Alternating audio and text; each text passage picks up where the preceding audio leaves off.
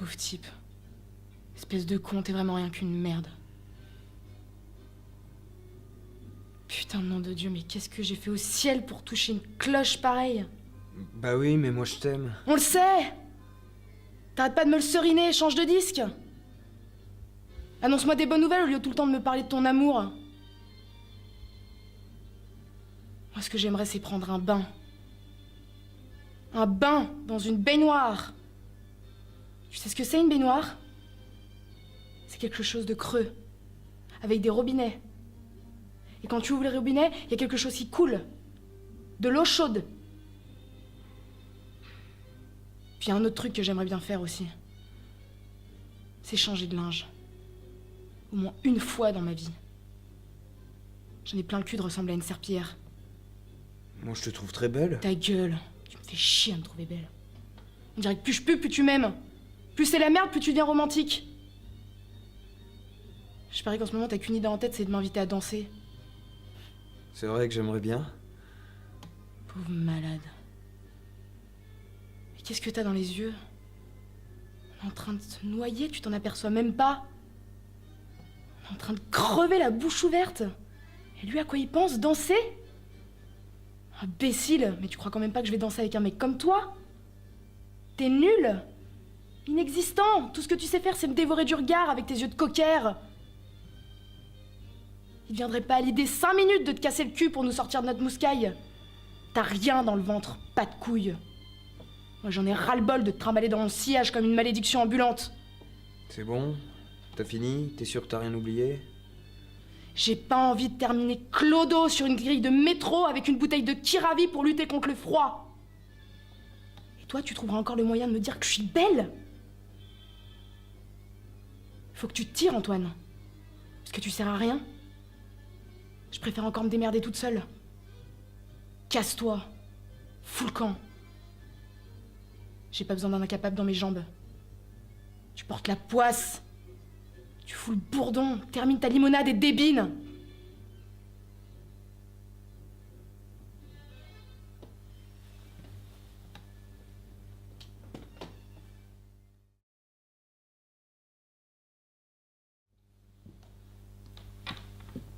Cette chanson Like a Virgin, tu veux que je te dise de quoi ça parle?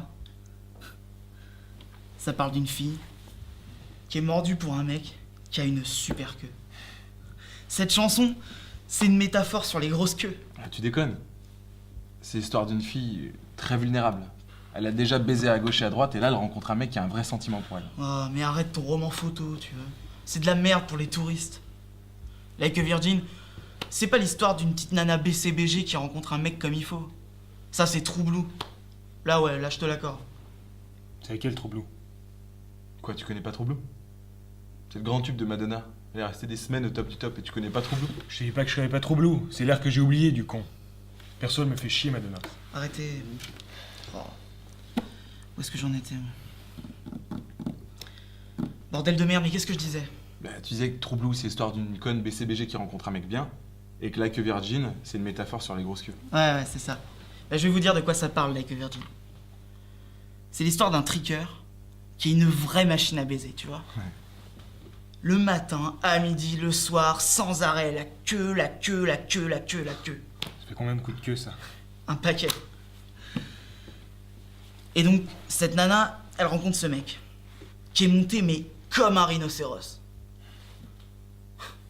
Et là, il la défonce. Il la défonce. Ce con, il est comme Charles Bronson dans La Grande Évasion, tu vois. Il lui creuse un tunnel. Et elle prend son pied à tout va, et elle ressent des choses qu'elle avait jamais senties auparavant. La douleur. La douleur. Elle hurle de douleur. Et c'est bizarre que ça lui fasse si mal parce qu'elle est plutôt bien rodée, mais là, quand ce mec la trombonne, elle a mal. Elle a mal exactement comme la première fois. Et lui, la machine à baiser, là, bah ça lui rappelle l'effet que ça fait de se taper une vierge, tu vois. D'où le titre de la chanson, Like a Virgin.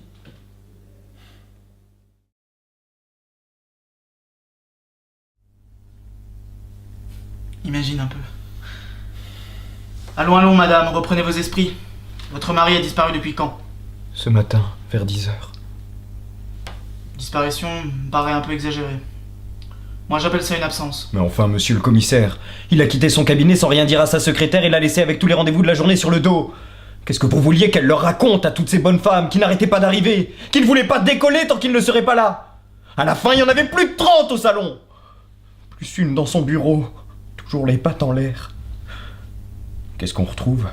Sa blouse, monsieur le commissaire, abandonnée dans le hall. Et depuis, plus de nouvelles. Votre mari est-il coutumier du fait? Mais enfin, pas du tout. C'est un mari modèle. Un très bon père de famille.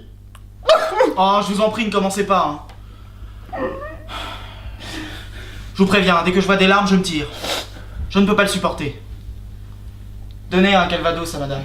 Bien, monsieur. Madame, chère madame, à votre connaissance, votre mari avait-il une liaison? Lui?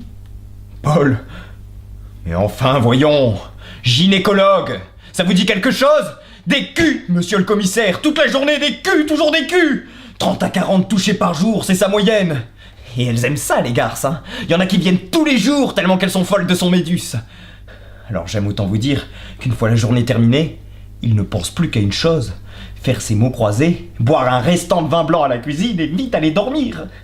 Parce que le lendemain matin, à 7h sur le pont, des culs, toujours des culs. Donc, un homme heureux. Oh mon Dieu, faites qu'il ne lui soit rien arrivé.